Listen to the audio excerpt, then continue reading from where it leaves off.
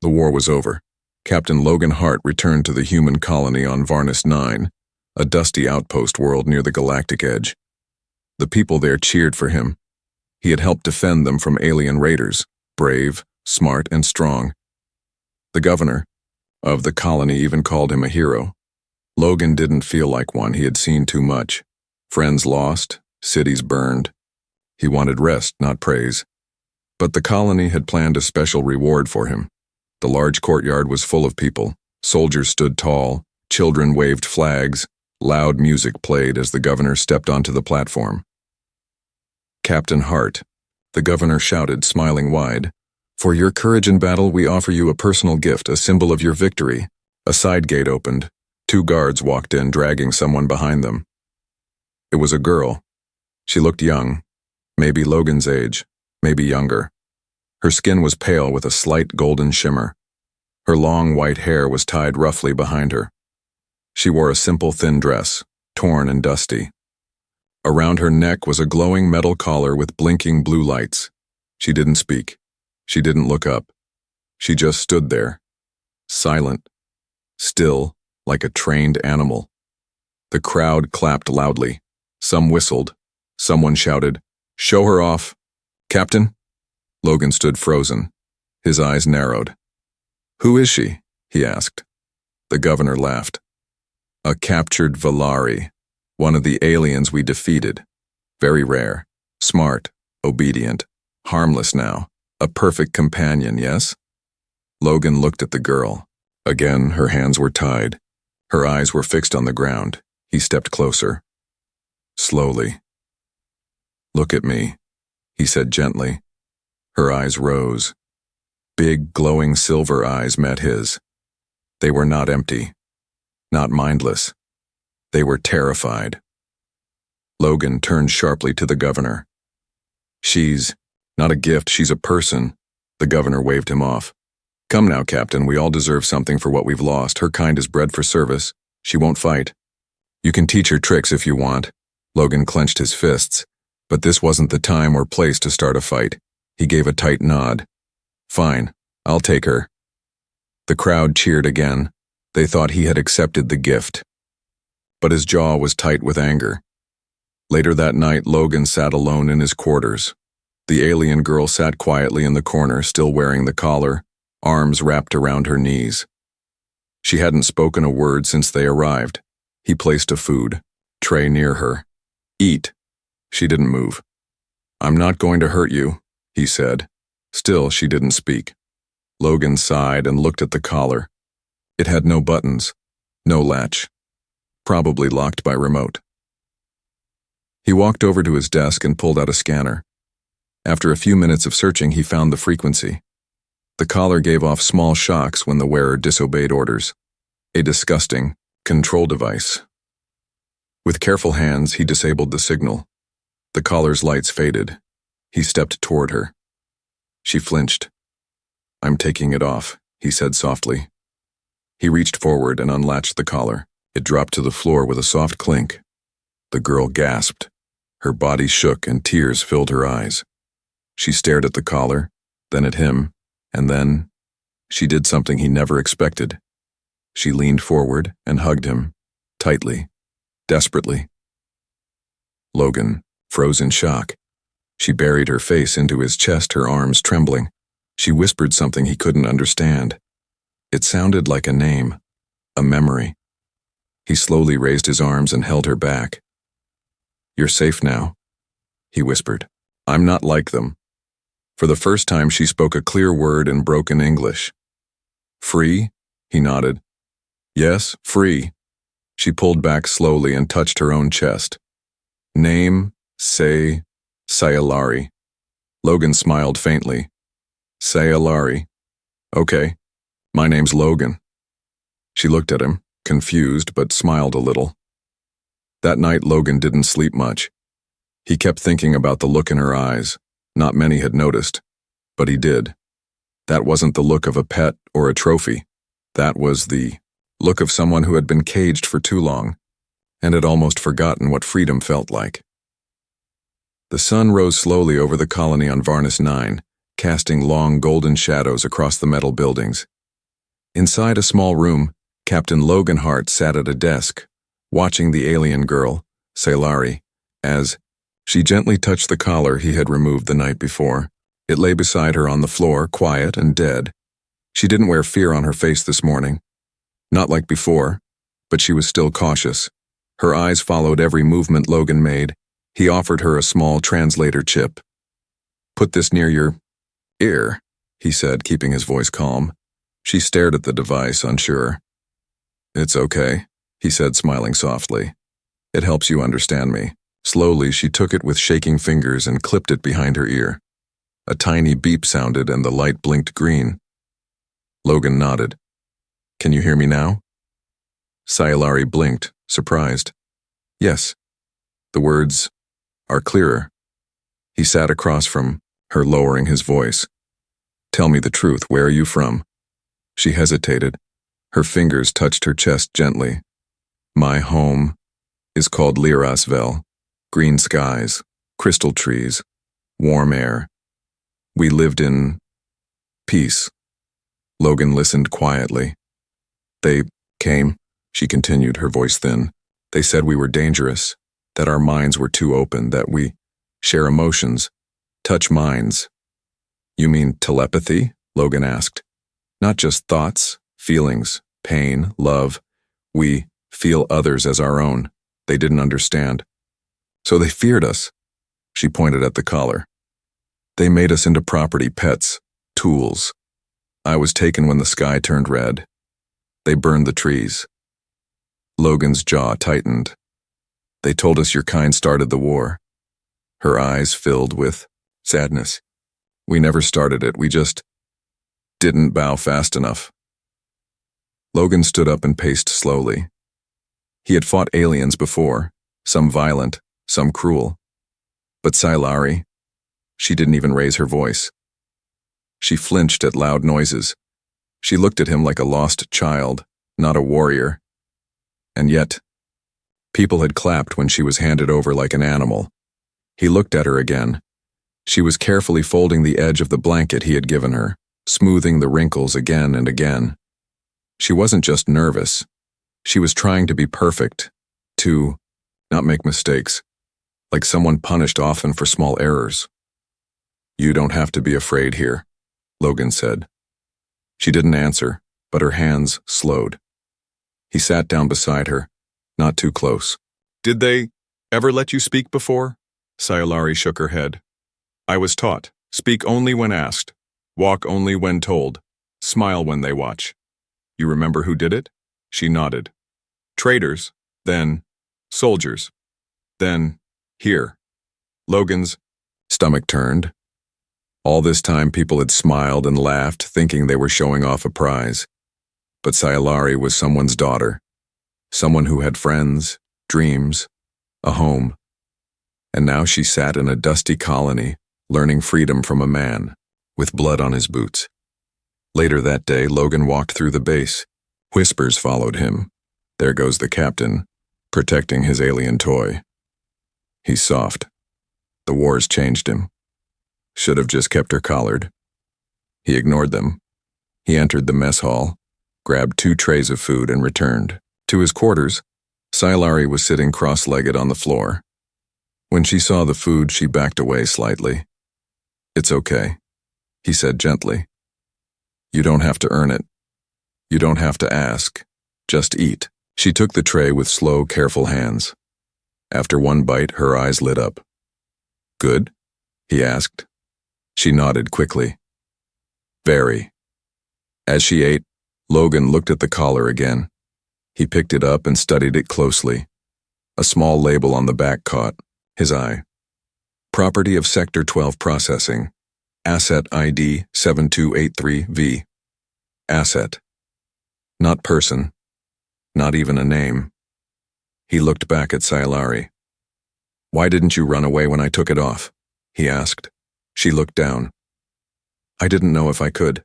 You looked kind, but I've been wrong before." Logan nodded. "You weren't wrong this time." She smiled, small and careful. That night, Logan stood at the window, staring at the twin moons above the desert. Sayalari was asleep on a mat nearby, her breathing slow and peaceful. Logan thought about the war, the medals, the people who said he was a hero. But tonight, the bravest thing he had done wasn't firing a weapon. It was giving someone her name back, and that to him meant more than any reward. It began with a flower, a small alien bloom that grew near the water tanks outside the colony base. Red and gold with tiny soft petals. Logan didn't even notice it at first. But one morning, when he returned from patrol, he found the flower, sitting quietly on his table. Freshly picked, set in an old teacup. No note, no words, just a gift. He looked at Sayalari, who sat cross-legged on the floor, silently folding laundry. She said nothing, but when their eyes met, her lips curved into a shy, gentle smile. It was the first smile he had seen from her. And the moment it happened, Logan realized something powerful. Sayalari was healing. Days passed. She began to walk around his quarters more freely, no longer sitting frozen in corners. Her steps grew lighter, her movements less stiff. She started humming softly, beautiful tones from her own world, like singing through water and light. At first, Logan only watched. Then one day, while fixing an old communication unit, he felt a hand on his shoulder. He turned. Sayalari stood there holding a small tool in her fingers. "I can help," she said, her voice soft but steady. He nodded, handing her the part. Together, in silence, they rebuilt the unit. That night, Logan wrote something in his private log. "She's not a pet. She's not a prize. She's a person. And she's waking up." But the colony didn't stay quiet. People noticed. Some didn't care. But others, especially officers, began to whisper. "Why is the alien walking freely? She's not staying in her assigned room?" Captain Hart's gone soft, too close to his reward. Then came the knock. Logan opened the door to find Lieutenant Vren, a high-ranking security officer, standing with 2 soldiers. "Inspection," Vren said coldly. "We've had reports." "Of what?" Logan asked, already knowing the answer. "Of you harboring an unregistered alien without collar control. That's against regulation. She's not a prisoner. She's property. She has a name. That doesn't change her status." Behind him, Sayalari stepped out. She didn't hide. She stood tall, her pale hands at her sides, calm and silent. Vren raised his chin. "You're lucky I'm being patient, Captain. Reinstate the collar, or I'll do it myself." Logan's voice was ice. "You'll have to go through me." For a moment, no one moved. Then Vren smirked. "You're choosing her over your own command?" "I'm choosing what's right." Vren left, but not without a final warning. "You're on thin ice, Hart. Very thin." That night, Logan sat beside Sayalari as she stared out the small window. "I'm sorry," he said quietly. "They'll come back. They'll try harder next time." She nodded, slowly. "You don't have to stay here," he said. "I can find a way to get you off-world. A transport. Somewhere safe." Sayalari didn't answer right away. Then she said, "I want to stay. Not forever. Just a little longer." "Why?" "Because this is the first place I was not afraid." Logan looked at her. "That's not enough." She turned to him, eyes glowing softly. "It's more than I've ever had." He didn't argue. The next day, Sayalari began walking outside, during daylight. She picked flowers again, sat under the shade of solar panels, watched birds fly overhead. Children saw her. They didn't see a threat. They saw someone different, gentle, bright. A few even smiled. One handed her a stick of candy, but not everyone was smiling. A worker threw a stone. It hit her shoulder. "Go back to your cage," he shouted. Logan rushed forward, ready to fight, but Sayalari simply looked at the man and smiled. A sad smile, one that said, "I've seen worse." She turned and walked away, head held high. Logan knew what this was now. Not just kindness, not just survival. This was rebellion. No fire. No guns. Just walking free. Smiling. Speaking her name. Silari didn't fight with fists. She fought with dignity. And the base didn't know how to handle that. Late that evening, Logan found a sealed envelope outside his door. Inside was a single message. You've been warned. You have 3 days to return the property to command or she disappears. Logan's grip tightened. They weren't going to wait much longer, but they had no idea. She wasn't alone anymore. The rain fell softly that night. On Varney 9, it rained only once a month. Just a light drizzle from the dusty clouds above. But to Silari, it felt like something more. She stood outside Logan's quarters, face turned up, eyes closed.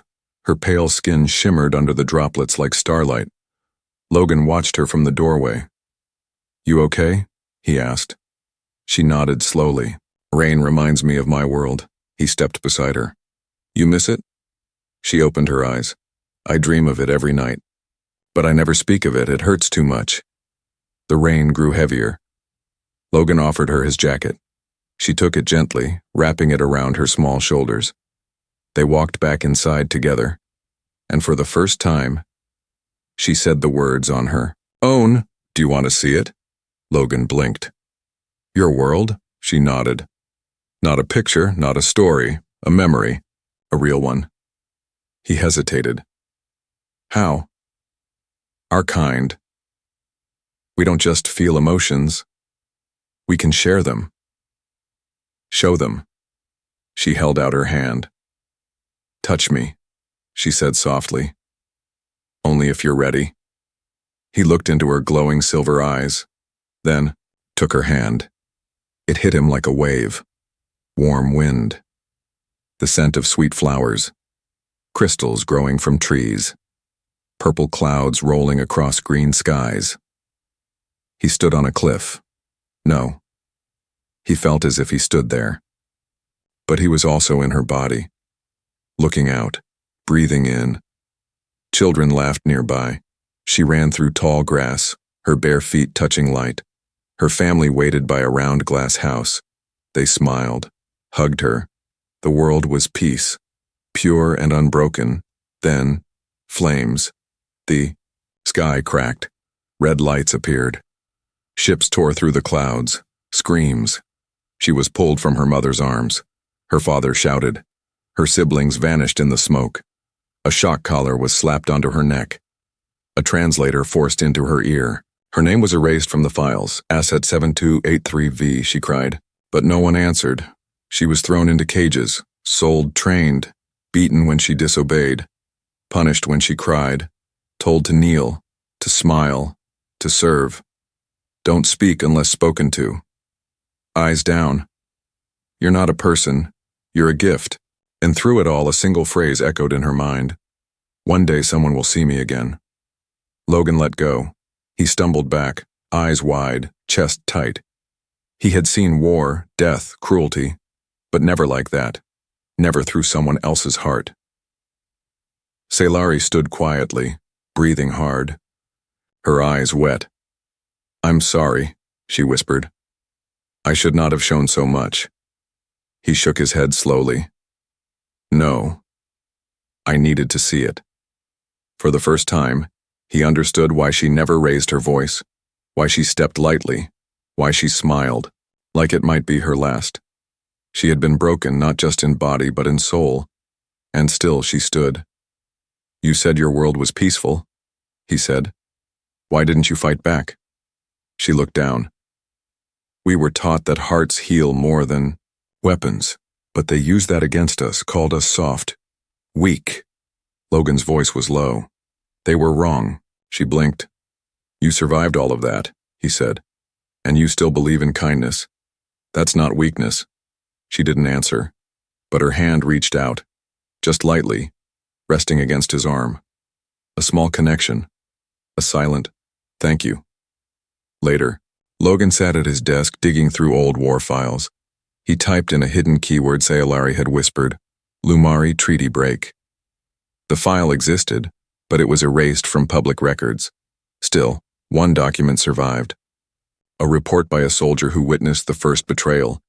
It described how a human alliance pretended peace, then fired the first shot on Valari civilians, claiming they were building emotion weapons. It was a lie, one that started a war. Logan leaned back in his chair, heart heavy. He had been fighting the wrong enemy. At dawn, he packed a small case, weapons, food, his comm chip. Then he grabbed a box he hadn't opened in years, his old armor, the one he wore during the war. He wasn't going back to battle, but he was preparing for something bigger. The truth. As he zipped the bag shut, Silari stood in the doorway. She held something in her hands. It was the same glowing flower from the first day, the one she had placed quietly on his table. But this one was fresh, alive. She had grown it herself. "I don't want to run anymore," she said. "Then we won't," Logan replied. He placed the flower inside his coat. Outside, the skies cleared. But the storm inside the colony was just beginning. The plan was dangerous. The timing had to be perfect. And Logan knew, if they got caught, they'd both disappear. Not punished. Not jailed. Erased. Logan stood in the shadows of the colony's maintenance bay, the soft hum of old engines vibrating beneath the metal floor. His eyes scanned the hangar carefully. It was nearly midnight. Most of the staff had gone to sleep. Only a few tired mechanics remained, drinking recycled coffee and mumbling about fuel levels. This was the window. He pressed his comm. "Are you ready?" he whispered. There was a pause. Then Sailari's soft voice came through his earpiece. "I'm in position. The rear tunnel is clear." Her voice still carried the strange melody of her language, even through the translator. Calm. Focused. Logan took a deep breath. Everything had been leading to this moment, after seeing her memories, reading the lost reports and watching the cruelty unfold day after day. There was no turning back. He wasn't just freeing one alien. He was declaring war on the lie they'd all been fed. 3 days earlier, after receiving the threat letter, Logan had quietly approached his old friend, Rye, a supply officer with a bad attitude and a good heart. "You owe me," Logan had said. "I gave you free ammo for 6 months," Rye replied. "This is bigger." When Logan told him the truth, everything about Sailari, her people, the collars, the falsified records, Rye didn't laugh. He just said, "Okay, I'll get you off this rock." Now, Rye's old cargo ship, the Ghostlight, was fueled and hidden in Hangar 9 under a tarp marked salvage only. Logan moved fast. He slipped past a sleeping guard, used a stolen access chip, and entered the hangar's side door. There it was, a rusted, ugly ship. Small, fast, and loaded with just enough fuel to reach Orbit Station 17, a neutral safe zone. If they got there, they could disappear. If not, they wouldn't live long enough to regret it. Meanwhile, Sayalari moved through the dark back halls of the colony, her soft feet making no sound. She wore a mechanic's jacket and hat to hide her glowing hair. In her hand was a small device, something she had built from Logan's scrap pile, a signal scrambler. One press, and for the next 5 minutes, every security camera in the east zone would go dark. She pressed it. Bzzzt, the hallway lights flickered. Then darkness. She walked quickly, heart pounding for the first time in years. She wasn't running from something. She was running toward something. Back at the hangar, Logan activated the ramp. It opened with a loud creak. He winced. Too loud. Just then shouts outside, "Hey, who's in there?" Flashlights turned. Boots ran. "Damn it," Logan muttered. He raised his weapon, fired a shot in the air. "Stay back." The guards ducked. He ran into the ship, opened the cockpit, and began powering systems. "Where's Sayalari? She should have been here by now." His fingers flew over the controls. Shields, on. Thrusters, warming. Doors, locked. Then, bang. Someone knocked hard on the side hatch. He turned, and there she was, panting, dirt on her cheek, but smiling. I brought something, she said. Behind her were two more Valari. A young boy, an older woman, both bruised, both wearing broken collars. Logan froze. Where did you? They were in a storage unit, hidden, like I was. He stared for a second, then he nodded. All of you, get inside. Now, they climbed aboard. The ramp sealed shut. Outside, alarms blared. Security forces surrounded the hangar. A voice shouted through a loudspeaker. This is Commander Vren. Return the property now or we will open fire. Logan grabbed the controls. He looked back at Sayalari. She nodded. He punched the engine. The ship lifted, smoke and sparks pouring from the thrusters. Fire, someone yelled. Bullets hit the lower hull. A few ricocheted. One cracked the rear shield panel, but they were airborne and climbing, faster, higher, breaking through the clouds. Inside the cockpit, Sayalari held the two other Valari close. The older woman wept silently. Logan checked the radar. No ships yet, but they'd be followed soon. He opened the public channel. This is Captain Logan Hart. I'm sending a message to all listening. He pressed a button. A file loaded. The one Sayalari had shared with him. Her memory. The collar. The truth. I won't let this stay hidden. Not anymore. He pressed send. The signal burst across space. A memory was now a warning. A weapon. In the back, Sayalari stood up. She walked to Logan, reached for his hand and held it. You didn't just save me, she said softly. You saved us. He looked at her. No, he replied. You saved yourself. I just opened the dowser. The stars stretched before them. Freedom was ahead, and behind them. The world was about to change. The signal didn't just reach one system. It didn't just hit one screen. It spread like fire.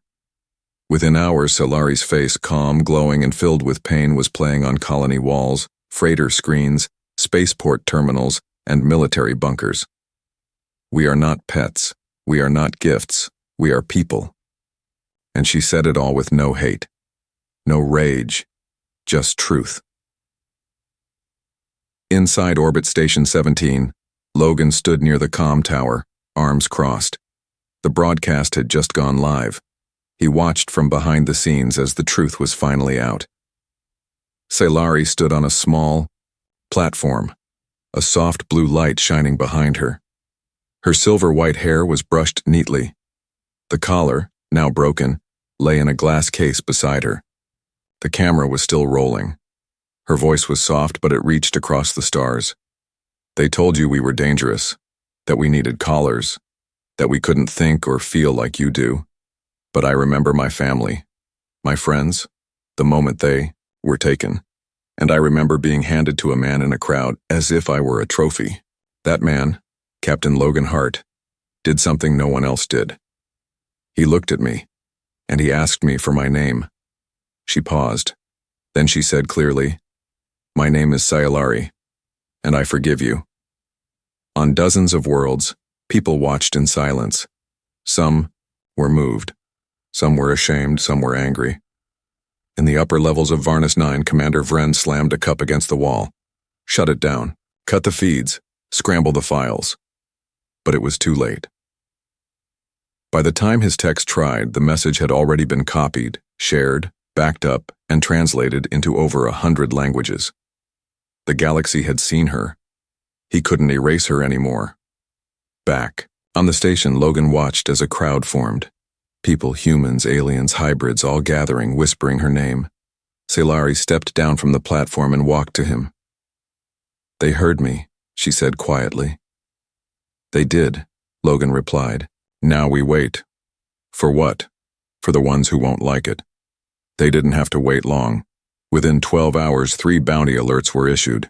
Capture of Class V alien fugitive, Sayalari. Wanted for unauthorized galactic. Broadcast. Reward doubled for any associated human. Logan read the messages calmly. Well, we're famous. Sayalari looked out the station window at the stars. Fame is not what I wanted. I know, he said. But it's what you got. Then a new alert came through. It was a private message, encrypted and old, sent by a group called the Lantern Accord. Logan opened it. A single line appeared. We've been waiting for someone to break the silence. Come to Atria 4. We can protect her. He looked at Sayalari. You have allies now. She turned to him, eyes wide. Who are they? He smiled. People like you. People like us. Later that night, the station's main lobby overflowed with travelers. Among them moved figures with hidden weapons. Silent hunters. Paid trackers. They were looking for her. Logan moved fast. He gave Sayalari a hooded jacket. Stay behind me. Don't speak. But she stepped forward and did something unexpected. She walked through the crowd. No disguise. No fear. Just herself. People stared. No one touched her. A child reached out. She gently touched his hand. Someone took a photo. Another knelt. A murmur passed through the crowd. That's her. That's the girl. The hunters watched. But none dared move. Because now, she wasn't alone. She had a voice. She had the crowd. And she had the truth. That night, Logan sat beside her in the ship's quiet room. They were safe for now, but the journey wasn't over. You ready for what comes next? He asked. Sayalari nodded. For the first time, I think I am. He smiled. You changed everything with just one message. She looked at him. No, you did. You freed me. He took her hand gently. No, he said. You were already free. I just reminded you. Her hand glowed softly in his. Somewhere far away in a dark chamber on a warship, a high commander watched the broadcast replay again and again. He didn't blink, didn't breathe. Then he leaned forward. Send. The fleet, he growled. We end this. The sun was rising on Atria 4, a quiet world tucked in the corner of a forgotten star system. The skies were silver blue, and the grass grew soft like velvet. Sayalari had never walked without fear before, but today, her steps were light. No chains, no collar. No one to tell her how to stand, speak, or breathe. Logan walked beside her, hands in his coat pockets, watching the horizon. They had landed hours ago, guided by a hidden beacon from the Lantern Accord. The group promised safety, shelter, and truth. But there were choices to be made now, and those choices could change more lives than just their own. Inside a round glass chamber built into the hill, leaders from across the galaxy sat quietly around a long table. Some human, some alien, some in cloaks with strange eyes and symbols. At the center stood Sayalari. Her voice did not tremble this time. We do not want revenge. We want remembrance. My people are scattered, but not lost. We are still here. She reached into a satchel and placed the broken collar on the table. The blinking lights were dead. The control chip was cracked. Let this not be buried in the ground. Let it be buried in history. Silence. Then one of the leaders stood. A tall woman with copper skin and pale white hair. I saw your broadcast, she said. It made my daughter cry. That matters more than any vote. Another stood. A reptilian traitor. My kind buys and sells everything, but no one should be bought like you were. A third. We were lied to, and now we must tell the truth. The vote was quiet. But the result was loud. Full recognition of the Volari as a sovereign protected species. The collar would be displayed in a museum, not as a tool, as a warning. That night, Logan sat under the stars near the ship. The galaxy was changing, but for him something simpler mattered. He reached into his coat and pulled out the glowing flower Sayalari had once given him. It still lived. It still pulsed with soft light. Just then, footsteps behind him. He turned. Sayalari stood there in a simple dress, no longer hiding who she was. She sat beside him without a word. They looked at the stars together. I thought peace would feel bigger, Logan said. It is, she replied. But sometimes it feels quiet, like this. He smiled. She looked at him. You could leave, you know. You've done more than enough. You don't have to stay. He shook his head. I don't have to, but I want to.